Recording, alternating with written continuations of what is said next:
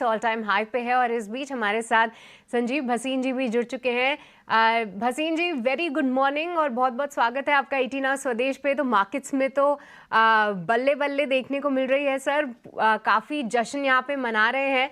आपने कई समय से हमेशा जो है भरोसा दिलाया है रिटेल इन्वेस्टर्स को। मार्च में भी आपने सही तरीके से गाइड किया था कि उतार चढ़ाव के लिए तैयार रहिए। अब अप्रैल के पहले ही दिन जब ऑल टाइम हाई लगते हुए हम देख रहे हैं सर, तो क्या पूरे महीने जश्न की तैयारी रखें?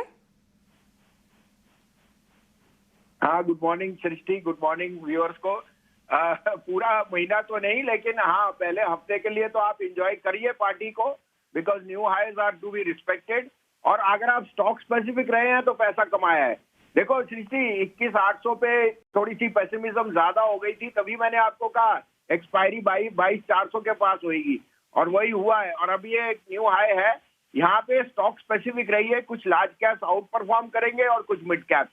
आपके लिए मैं याद दिला दूं कि 260 रुपए का भाव था हिंद कॉपर का अबाउट 1 वीक बैक। मैंने आपको कहा copper prices are going through the roof, Hind copper मिलेगा नहीं। आज देखिए न्यू ऑल टाइम हाई हो गया हिंद कॉपर का।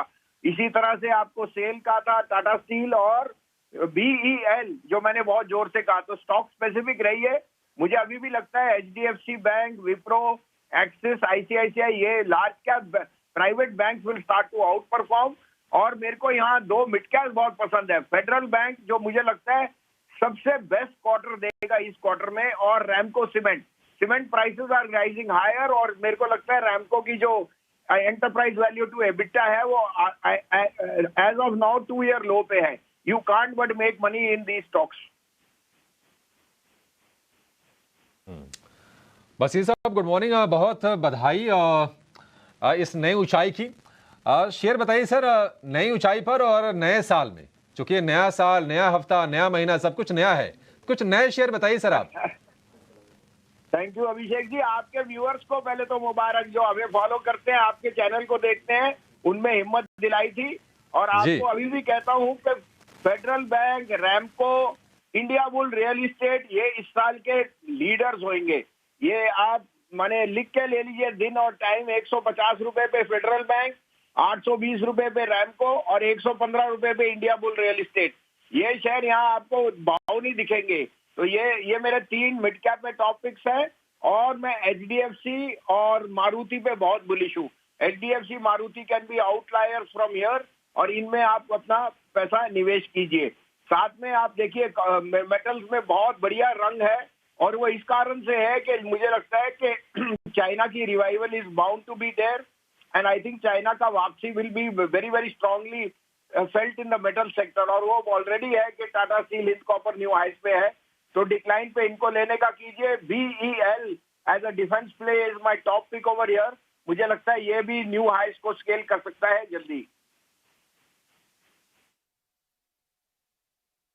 ठीक है भसीन साहब, बहुत बहुत शुक्रिया, थैंक यू वेरी मच। आपको फिर से बहुत बधाई। आप जल्दी से आ जाइए फिर इंडिया। अभी तो आप लंदन में ही हैं, तो आप आ जाएंगे इंडिया तो फिर आपसे वापस मुलाकात होती है सर।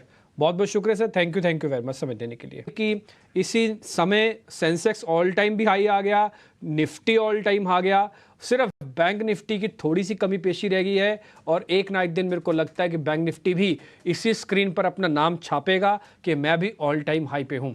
बहुत बहुत शुक्रिया, अच्छा लगा आपसे बातचीत करके। अब मैं एक नए मेहमान को भी अपनी स्क्रीन पर देख पा रहा हूँ, उनका नाम है रुचित जैन। रुचित, एक बार आप मेरे को अपना टेक अवे दे दीजिए, इस समय मार्केट के अंदर क्या करना चाहिए? पुराने वाले पोजीशंस जो लेके बैठे हैं उनको क्या करना चाहिए? नए वाला तो खैर अभी बैठे शांति से, पुराने वालों को इस समय क्या करने की जरूरत है? जी तो डिम्पी जी, आई थिंक नो बहुत अच्छा मौका है, आई थिंक जहाँ पे ऑल टाइम हाईएस्ट टेस्ट हुए। और नो ये मेरी भी खुश नसीबी है कि आपके चैनल पे इसी टाइम पे हो। अब देखिए ऑल टाइम हाई टेस्ट हुए, इसका मतलब ब्रॉडर ट्रेंड तो मार्केट का अभी भी पॉजिटिव है। हमने कुछ ही दिनों पहले करेक्टिव फेस देखा है, तो जिनकी पुरानी पोजीशंस है वो ये मान सकते हैं कि उन्होंने जो बैड टाइम्स था, शॉर्ट टर्म में जो करेक्टिव फेस था वो देख चुके हैं। और अब क्योंकि मार्केट का अपट्रेंड रिजम्पशन हुआ है, सो सबसे बेहतर ये है कि अगर आपने वो बुरे फेज में पेशेंस रखा है और अपनी पोजीशंस को होल्ड किया है ना, तो उनको और ये नए जो शिखर हम देख रहे छूते हुए, उनमें अपने पोजीशंस को और भी कंटिन्यू रखें। अब मार्केट कहाँ तक जा सकता है, क्योंकि ऑल टाइम हाई आ गया है, तो ऑल टाइम हाई पे यूजुअली यही क्वेश्चन रहता है कि अगले लेवल्स क्या हो सकते हैं, क्योंकि पुराने कोई रेजिस्टेंस है नहीं देखने के लिए। तो टेक्निकल एनालिसिस में रिट्रेसमेंट थ्योरी एक है जो हमें नेक्स्ट टारगेट्स प्रोजेक्ट करने को हेल्प करती है। मतलब जो रीसेंट करेक्शन आता है उस पे हम 127%, 161.8% फिबोनाची रिट्रेसमेंट के हिसाब से लगाते हैं और वो हमें प्रेडिक्शन करने को हेल्प करता है कि ये मार्केट कहाँ तक जा सकता है। तो जो रीसेंट करेक्शन आया था 22,525 से लेके 21,710, लगभग 800 पॉइंट का करेक्शन था, उसका 127% प्रोजेक्शन आ रहा है 22,750 पे। तो पहला टारगेट आप 22,750 का निफ्टी के लिए मान के चले, ये जो अपमूव है वहां तक एक्सटेंड होगा। और 161.8% रिट्रेसमेंट आ रहा है 23,000 के आसपास, 23,030 टू बी एकदम प्रिसाइज फिगर दो तो आई थिंक ये मोमेंटम काफी स्ट्रॉन्ग है। अगर अच्छा पेशेंस ये रीसेंट करेक्टिव फेज में रखा है, सो आई थिंक नो ट्रेडर्स जो इन्वेस्टर्स है उनको आई थिंक ये ट्रेंड को अभी भी राइड करना चाहिए और मे बी 23,000 तक के लेवल्स आते हैं तो वहां पे फिर पोजीशंस को वापस से रिव्यू करें। राइड करते हुए चले और ज़बरदस्त एक्शन अक्रॉस द बोर्ड हम देख रहे हैं। और इस बीच सबसे ज़्यादा जो चमक दिखा रहा है आज इंडेक्स वो है मेटल इंडेक्स का। आप अगर एफएनओ में देखेंगे तो टॉप गेनर हिंदुस्तान कॉपर, और हमने देखा था कि आपके ही चैनल पे कई सारे एक्सपर्ट्स के रडार पे हिंदुस्तान कॉपर का शेयर था। हमने एक अच्छा एक्शन इस काउंटर में ऑलरेडी देखा है, आज भी 8.5% की तेज़ी है।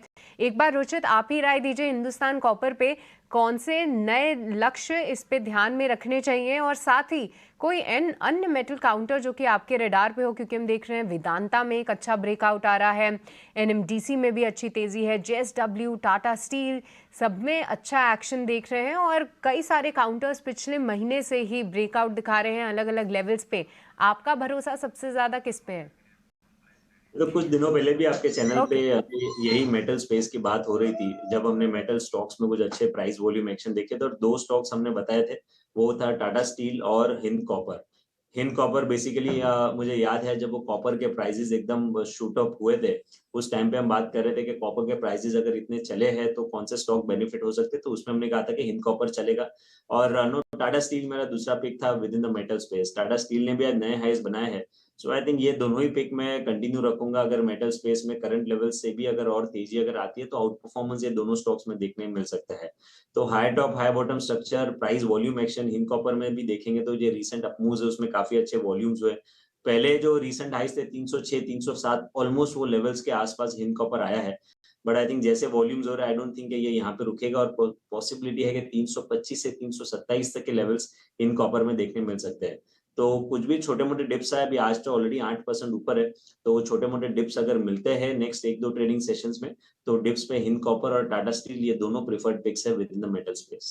मेरे को लग रहा है कि बहुत बढ़िया चलेगा और मैं इसकी कवायद दूसरी या तीसरी बार आपके सामने बोल रहा हूँ। उस शेयर का नाम है टाटा केमिकल्स। टाटा ग्रुप की कंपनी है, शेयर ज़्यादा चला नहीं हुआ। इसका ना आप मंथली दिखाना और एक साल का भी दिखाना चार्ट टाटा केमिकल्स का। एक बार प्रशांत जी मेरे को आपका व्यू पॉइंट चाहिए। आज ये फिर से 2.5% ऊपर है, ये अब गिर रहा है तो 1%, बढ़ रहा है तो 2 से 2.5%।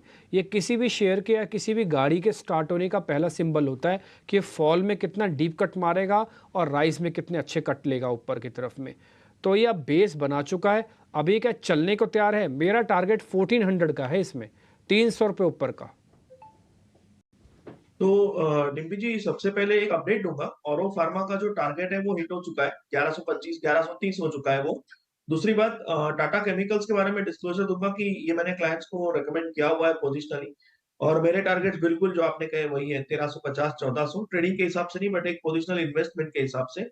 और इसका स्टॉप लॉस आपको रखना है 1075 क्लोजिंग बेसिस 1075, जो पिछले हफ्ते एक थोड़ी सी एक हिकअप आई थी, वो भी 1080 के आसपास क्लोज हुआ था और ये स्टॉप लॉस बच गया था वहां से। आज तो डेफिनेटली एक स्ट्रॉन्ग मूव आई है, तो मेरे हिसाब से बिल्कुल इसमें बने रहिए और पोजिशनली ट्रेल करते जाइए 1200 1250 और इवेंचुअली 1350 तक के लेवल्स नजर आने चाहिए। ठीक है, उम्मीद तो करते हैं कि बढ़िया 1200-1300 तक के लेवल मिलेंगे। टाटा ग्रुप की हम कंपनीज खोज के ढूंढ के ऐसे लेके आ रहे हैं कि जहां पर आपको चर्निंग का पार्ट का हिस्सा बनेगा। इससे पहले वाले अगर आपने शेयर ले रखा है तो आपको बधाई है, लेकिन अगर नए शेयर्स भी आप ढूंढ रहे हैं तो उसमें से एक ये one of the finest play हो सकता है। ठीक, तो टाटा केमिकल्स पे मोटा मोटी एक व्यू पॉइंट आपके